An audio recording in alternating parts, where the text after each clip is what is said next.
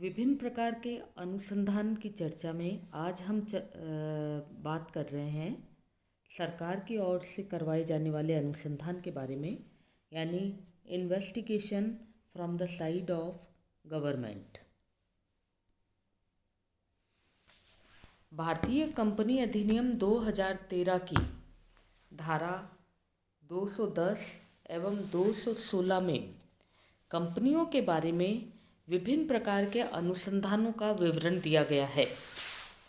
केंद्रीय सरकार कंपनी की आर्थिक स्थिति अथवा कंपनी के स्वामित्व का निर्धारण करने के लिए अनुसंधान करवाने हेतु अनुसंधानकर्ता को नियुक्त करती है और इसी आधार पर दो प्रकार के अनुसंधान होते हैं।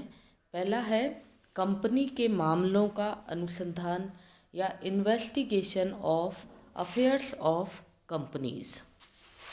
कंपनी के मामलों का अनुसंधान ऐच्छिक या अनिवार्य हो सकता है। ऐच्छिक अनुसंधान धारा 210 के अनुसार विभिन्न परिस्थितियों में केंद्रीय सरकार किसी कंपनी के अनुसंधान करने के लिए एक या अधिक निरीक्षक नियुक्त कर सकती है।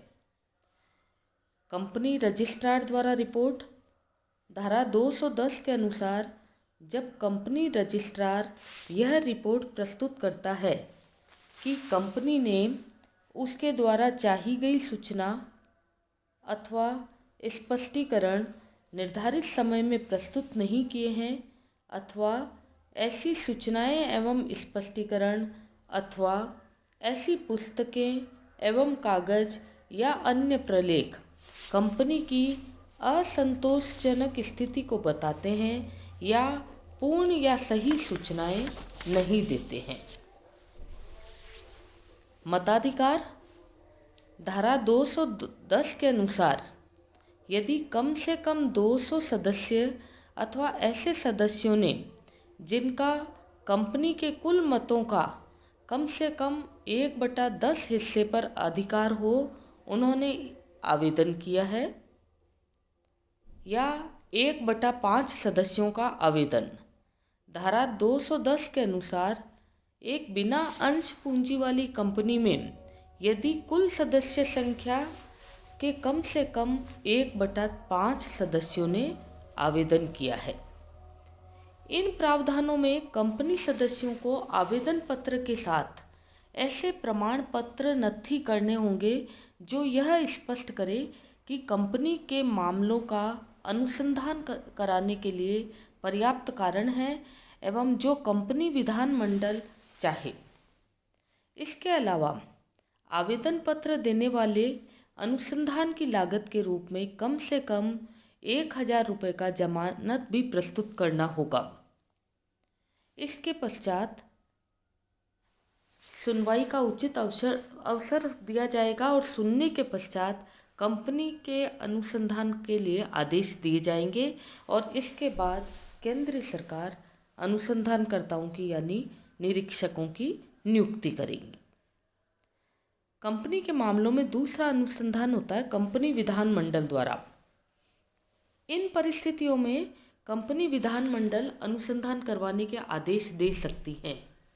पहला है धोखा अथवा अवैध उद्देश्य। धारा 209 के अनुसार यदि कंपनी का व्यवसाय लेनदारों, सदस्यों, अन्य व्यक्तियों को धोखा देने के उद्देश्य से किया जा रहा हो या ऐसी विधि से चलाया जा रहा हो जो सदस्यों के हित के प्रतिकूल हो या कंपनी का निर्माण ही किसी धोखा या अवैध उद्देश्य के लिए किया गया हो।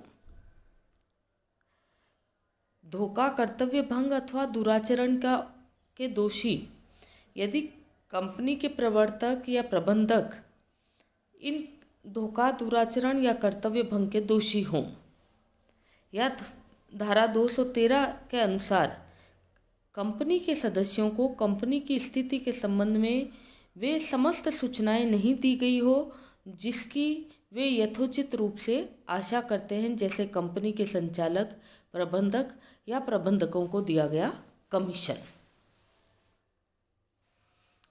तीसरा अनुसंधान है अनिवार्य अनुसंधान कंपनी अधिनियम की धारा 213 के अनुसार केंद्रीय सरकार कंपनी की स्थिति का अनुसंधान करने के लिए एक से अधिक अनुसंधानकर्ता इन परिस्थितियों में नियुक्त कर सकती है। यदि कंपनी के सदस्यों ने अनुसंधान के लिए एक विशेष प्रस्ताव पारित कर दिया है या न्यायालय द्वारा आदेश दिया जाए कि कंपनी की स्थिति के संबंध में अनुसंधान करवाया जाए।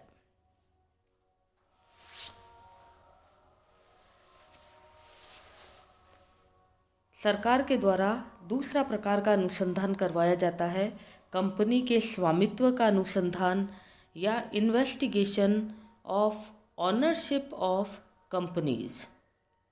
कंपनी अधिनियम की धारा 216 के अनुसार जब केंद्रीय सरकार की राय में कंपनी की सदस्यता या इससे संबंधित मामलों के संबंध में अनुसंधान कराए जाने के प्रमाण सहित कारण है तो वह इन व्यक्तियों के निर्धारण के लिए अनुसंधान करने के आदेश दे सकती है। यानी वे कौन से व्यक्ति हैं जिनका कंपनी की सफलता या विफलता में आर्थिक हित है, अथवा वे कौन से व्यक्ति हैं जो कंपनी का नियंत्रण करते हैं अथवा उनकी नीति को महत्वपूर्ण तौर पर प्रभावित करते हैं। इन परिस्थितियों के अलावा केंद्रीय सरकार अनुसंधान के आदेश उस परिस्थिति में भी दे सकती है जब कंपनी विधानमंडल अपने सम्मुख चल रही किसी कार्यवाही में यह घोषित करे कि कंपनी की सदस्यता अथवा संबंधित मामले का अनुसंधान कराया जाना उचित होगा। केंद्रीय सरकार द्वारा अनुसंधान कार्य की सीमा का निर्धारण कर दिया जाता है और केंद्रीय सरकार ये निर्धारित करता है कि कौन सी अवधि का अंश अथवा ऋण पत्रों के संबंध में विशेष बातों का अनुसंधान करना है। धन्यवाद।